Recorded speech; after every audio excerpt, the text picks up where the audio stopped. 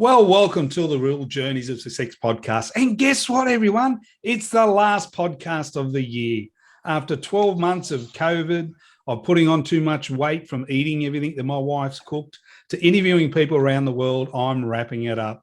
And I've gone sort of around the world, but today's guest is from Wales, but she's living in Sydney. She's supposed to be in France, but she got stuck here. So, this is going to be a bit of a hoot.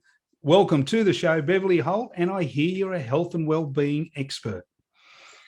Thank you so much, Rob, for that wonderful introduction. And it's so lovely to be here. And yes, I am a health and wellness expert.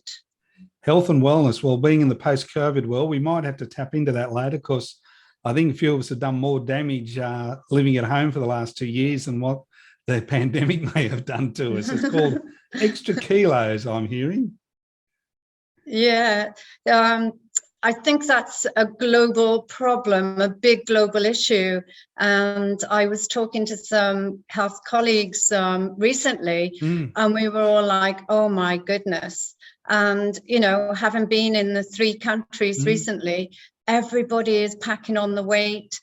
And I was also running free health and wellness circles because on the first lockdown, people were panicking, and it was like, men and women, because they're not used to working from home. No. Then for some of them putting in their significant other partner, then you throw kids in, then you throw homeschooling, cooking, cleaning, and doing your regular work. It was too much for them.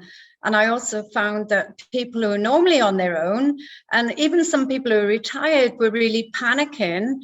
Just the fact that they knew they couldn't go out. And in France, it was more strict than Australia. You had to have what they call an attestation, which was a piece of paper to show the time you were leaving, your purpose of leaving.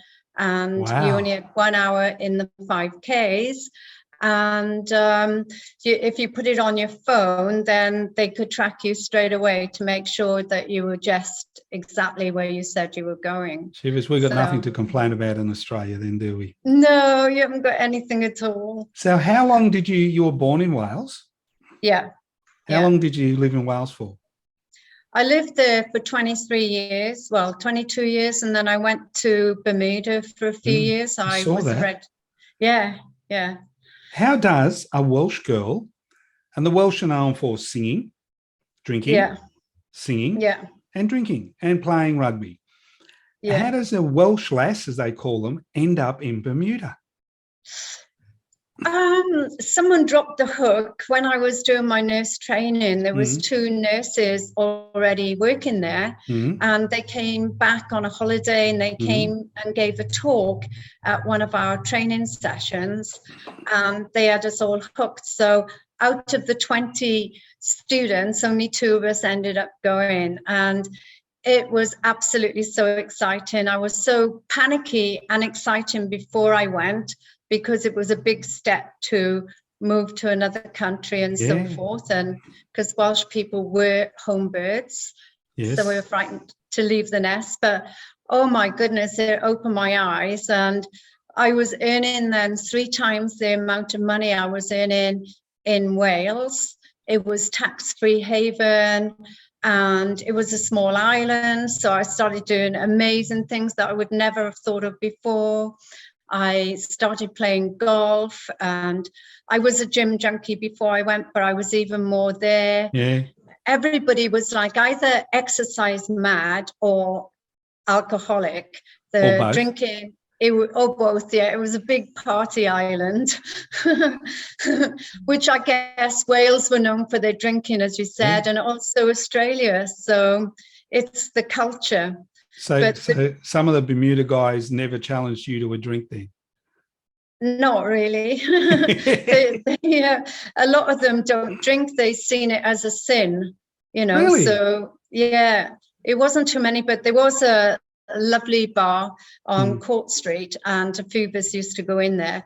And it reminded me a bit of Slammers in Monaco, because it's dark and dingy, and it was like going from home to home.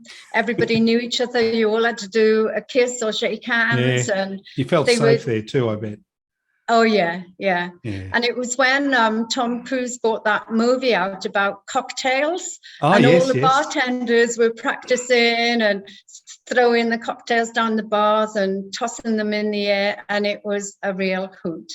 So before we go and move on to France and Australia and France and everywhere else, what was the biggest challenge you found when you went from Wales to Bermuda? Totally different places, totally different customs, and a very much totally different culture. Of very different cultures. So within the cultures, there was a lot of class distinctions. So you had some people with very dark brown skin, and then tan skin, and then very white. And it was the first time I felt prejudiced about the color of my skin. So for any of the listeners, I can empathize, when people say something bad about your color or your race.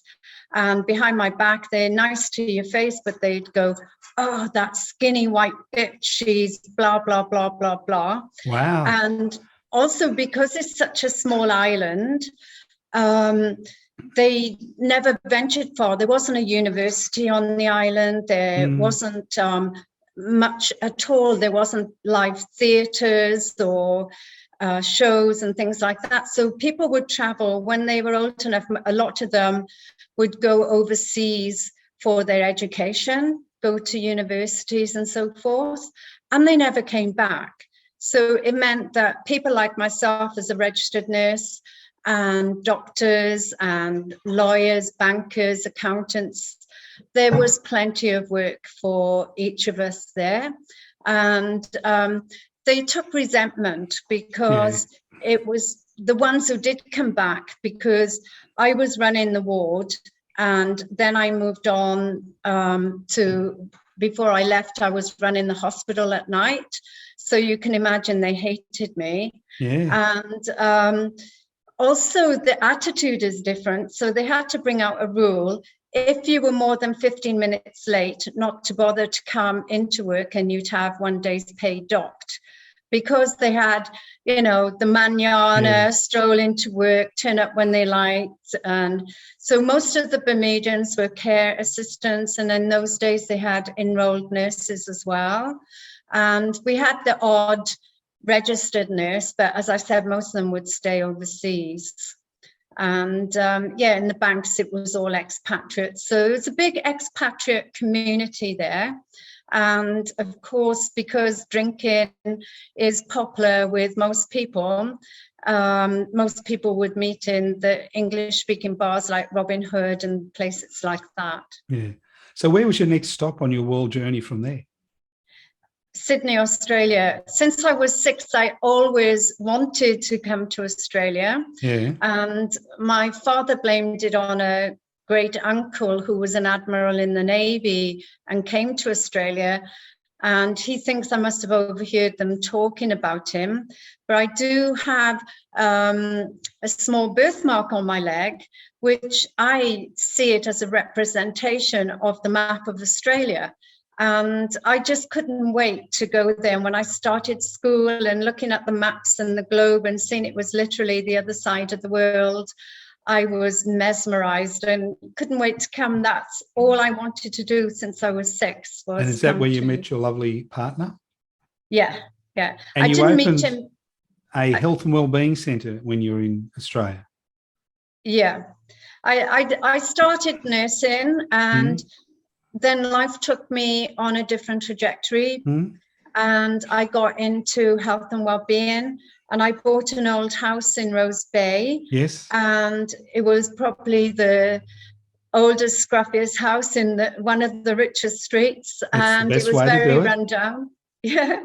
But I had this vision how I could renovate it, and it had beautiful French windows. And I could see people doing classes outdoor in the garden, and I could visualize the people doing yoga in the front rooms and things like that. And it all happened.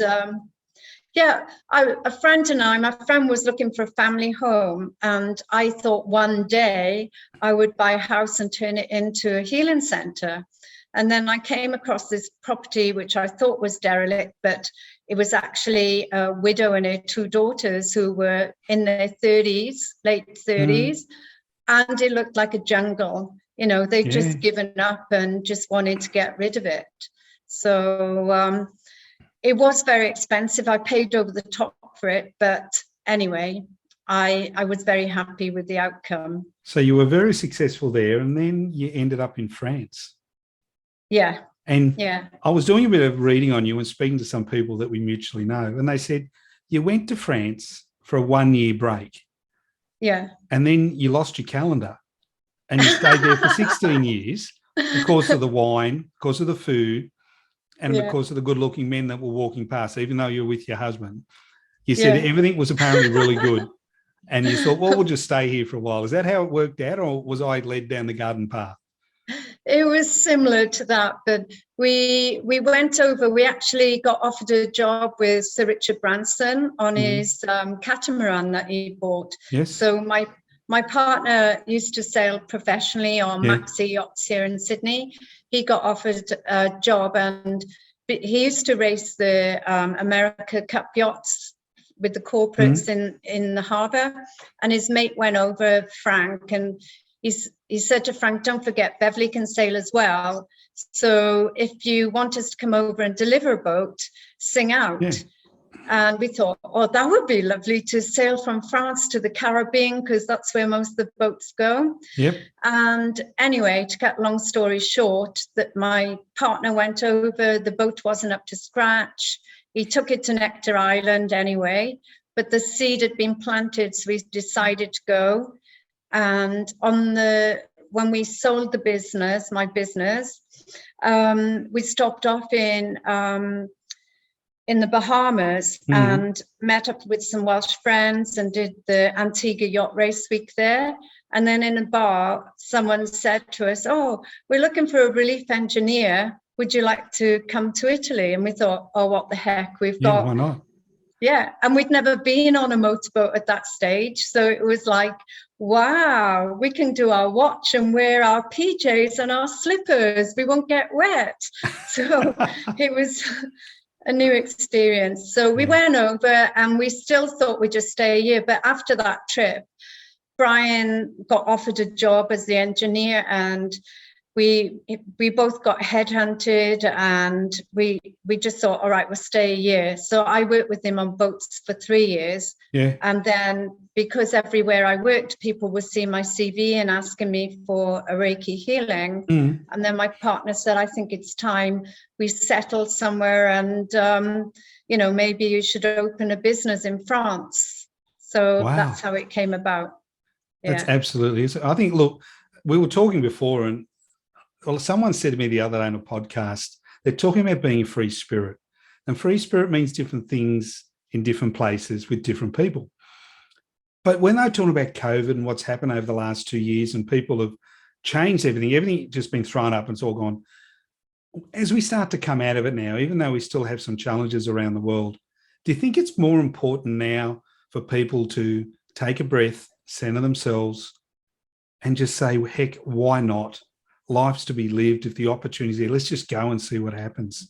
Do you think that'll happen more because of COVID's restricted us? I absolutely, to be honest, the first lockdown, I really, really loved it. And more on a planetary sense, because when I came here 2019-20, you had the dreadful fires here. It was at Christmas, New Year's, and my heart was breaking for all the animals and the people who'd lost their properties and all the trees, everything, that it was, as you know, the most terrible fires. And when I got back, it was the day, January the 25th, the day before Australia Day. I was saying to people, oh my God, I feel so upset. I feel really sad. I feel Mother Earth is crying. And they thought it was just because of what I'd experienced. I'm like, no, it's something much bigger than that. I can feel the waters are crying around the world. And they all thought I was a bit loopy. And then, of course, COVID happened. So, this was... for me, that was the sign Mother Earth was crying, and it was really good that people had to slow down, stay home, and look within. It was an opportunity for everyone to have the chance to look within and connect with their true, authentic self. Whether they did or not is another matter. But, also Mother Earth had a time to breathe. In our first lockdown in France, the pollution went down 80%. Yeah. I saw some sites out of China and India where it was just amazing. They could see the Himalayas, and parts of Hong Kong and parts of China were smog-free for the first time. Yeah. Imagine what New York and LA was like. Oh, it would have been amazing to witness it, I'm sure. I think everybody around the world, I know Paula Radcliffe works for Clean Air, and not only to help the athletes, but to help us in general. So if you're walking in smog and when the smog's going to be the highest level, then any sensible person is going to avoid walking or doing their training in certain areas at those times. But the world is polluted, both on land and at sea. So, I think it's for me, improved. I thought it was great. I think it's improved a lot, and it is improving compared to what I remember growing up in Sydney. There was a lot of smog and fog but now we don't get it like we used to, which is absolutely brilliant. Getting back to the reset, I read where someone had done a historical tracking of pandemics and issues, and it's always preceded when people on Earth have lost their way, and people on Earth have got, to me, selfish, self-centered, and it's all about how much money can I make? I need to work. I need, bang, bang, all the time. And it was Mother Earth turning around saying, you got to stop. And they keep sending warnings, and no one listened. Yeah. And then it's happened now. And we came out of it, and it's as though some countries decided, well, okay, we're going back to the way it was. And so now Mother Earth's gone, well, no, hang on a minute. I'm going to wake you again. Wake up to yourselves. When you see that, and you see that in people with healing, how important is it when you get a client where you can see that and that's what they're doing, to get them to stop, to take a breath, to heal? And what are some of the things you do with someone who is honestly overstressed, overworked, but they can't see it? The quickest way for anyone, because when people are that stressed, there's no way they'll be open for meditation or anything like that. But everybody can take a breath. So it's all about taking a conscious breath. And, throughout the wellness circles I started, everybody, or majority of people, are addicted to their phones. Everybody has one. So I was encouraging people to put random alarms in their mobile phone and write words like peace or joy or love. And then when they would go off, I would say to them, stop whatever you're doing, place your hands on your heart, close your eyes, taking a long, slow, deep breath in through your nose and out through your nose, and allow your body to relax. And if they did 3 breaths in and out with their mouth closed and in and out through their nose, it's enough to calm you down. And, then look at what they're doing and think. So say if you put the word peace in your phone for your alarm, you could go, okay, what am I doing now? Am I peaceful? Do I need to change something, the way I'm looking at something, so I can come from a space of peace? And, I had so many positive results. People are still doing it today with these various alarms. And I'm big into angels, so I look for double numbers, so like 11, 22, 33. And then each time that happens, I'll stop and place my hand on my heart and say, dear spirit guides, thank you for giving me the opportunity to stop and slow down. Please fill me with your divine love. And then I'd say, thank you. And dear soul, please take as much love from the divine as you need. And that's another way to just feel that you're supported, and just, you can do another one, taking a minute with your feet on the floor. Close your eyes, feel connected to Mother Earth, and imagine the sun's rays pouring down on you, coming through your head and your body, all the way down to your feet, coming back up, and spin a light around you. So you're in a bubble of light. And that seems to help people as well, because you feel safe and protected in the bubble of light. Or just stamp your feet on the floor, or close your eyes and feel your feet on the floor, and feel roots going down to the center of Mother Earth and coming back up. Because Mother Earth supports us regardless. When you can feel grounded and safe and secure and supported, it helps to alleviate a lot of your worries and concerns. And I found just telling people that, they felt a lot better. When I do my sales training with people, I train them and I say to them, look, we all have bad days, especially in sales. They can be, people call it stressful, but stress is just a label. Yeah. And I say to them, look, if you find yourself getting in that position, find 10 minutes, turn your phone off or put some music on, and just, I call it disconnecting. Yes. And center yourself. Yeah. And I had a gentleman who was going through a terrible personal issues, and his sales were suffering. And I said, do you live near the water? And he went, yeah. And I said, do me a favor. I said, do what I love doing. He said, what? Go down to the beach. No phone, no nothing. Stand where the water's coming in. Think of the bad thoughts. Watch the waves come in. Put them in the waves and watch the waves go. Oh, and I said, beautiful. The water will wash them away. Exactly. And he came back to me a week later and he went, Rob, I said, yeah. He said, that shit works.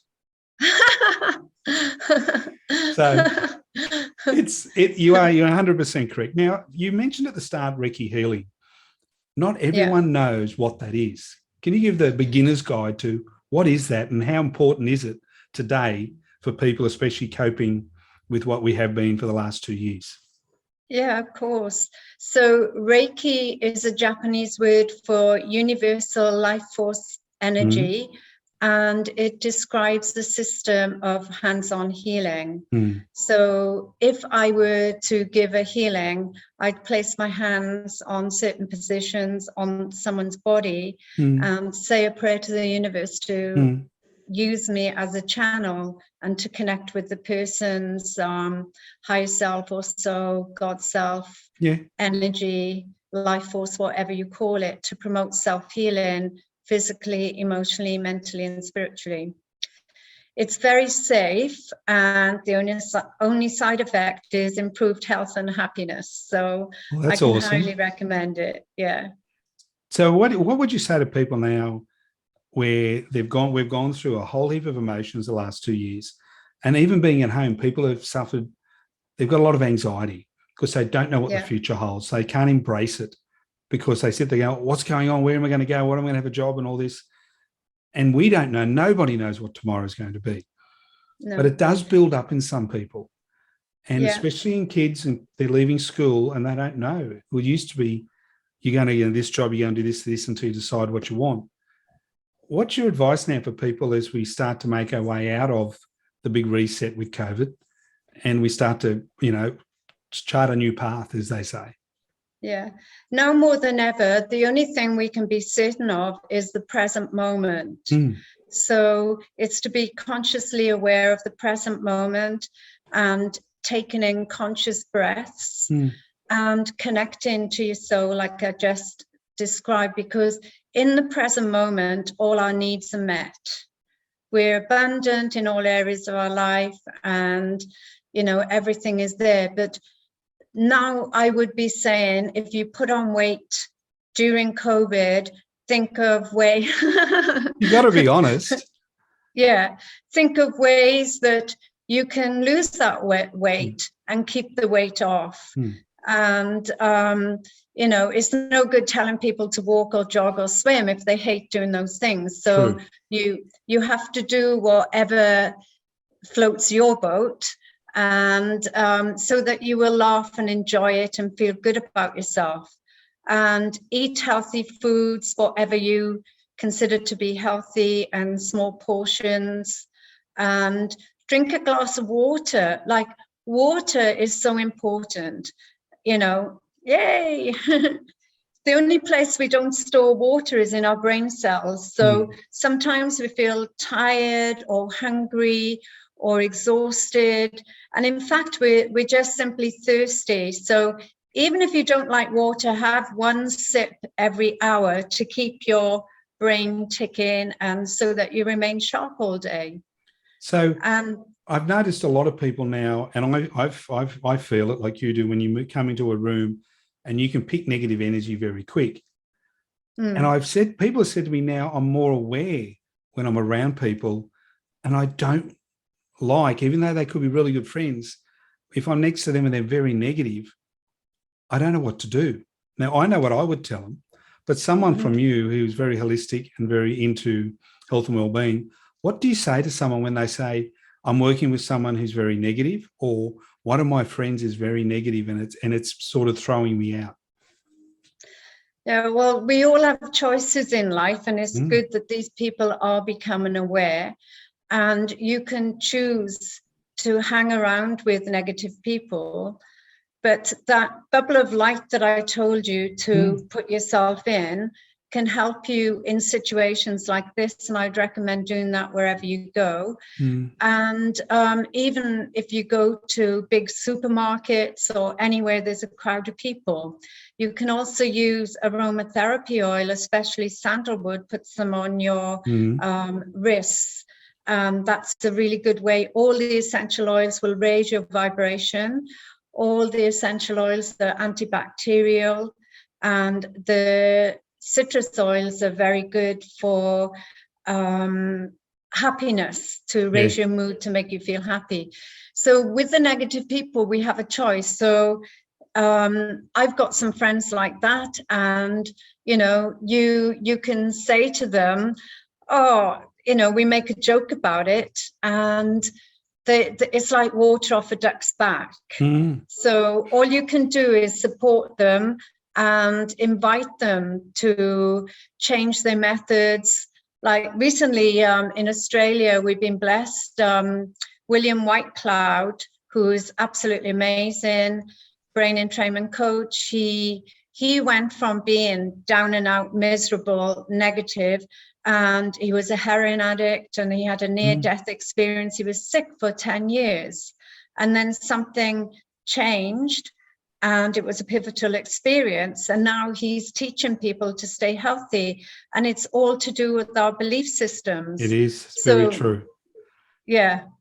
So most of us, from the age of conception till 2, it's all about the love that we had from our mother, and whether we were nurtured, breastfed, and felt that love. And from 2 till 4 is about our father, whether traditionally, like the Mayans say, the father would take you to top of the mountain to see how you can bring this love into the world and find your purpose in the world, from the Mayan calendar, the Mayan tribe. And if these don't happen, we develop belief systems like, I'm not good enough, I'm not capable, I'm powerless. And then we will spend our life trying to prove that we're not these things, and then sabotage it. So until you seek help and, get people to help us change our belief systems so we can focus on the end result and go for it. There's gratitude will lift your vibration. That's true. Gratitude is one of the highest vibrations on the planet. Even a negative person will have something to be grateful for. So that would be the first thing I would recommend, to give gratitude for being alive, give gratitude for the air that you breathe in to keep you alive. And going back to the breath, it's so important to keep your mouth closed and just nasal breathe, because when we nasal breathe, we take in 20% more oxygen, and we're also able to harness the carbon dioxide. It's a myth that it's a waste product, because we need it to bond with the oxygen in the hemoglobin to release it, so it can be used. And also in the nasal passage, when we breathe in, the air is pressurized, it's filtered, it's warmed. And by the time it gets to the lungs, it's purified, because we stimulate the production of nitric oxide as well, which dilates our capillaries and sterilizes everything. That's so awesome. Nasal breathe, people, and that will also calm you down. So when we nasal breathe, it calms the parasympathetic nerves. When we mouth breathe in, it doesn't do anything for our breathing. We take in 20% less, and all the toxins are going in. That's so true, so true. As we start to wind up, I'm going to ask you a couple of things. Christmas is coming up. Where it doesn't matter what your faith is around the world, we all celebrate it, time with family and friends and being thankful. It's been a tough year for many people. What would you say to someone who say, what is one thing I can do with my family at Christmas to make it truly memorable and put a big smile on their face?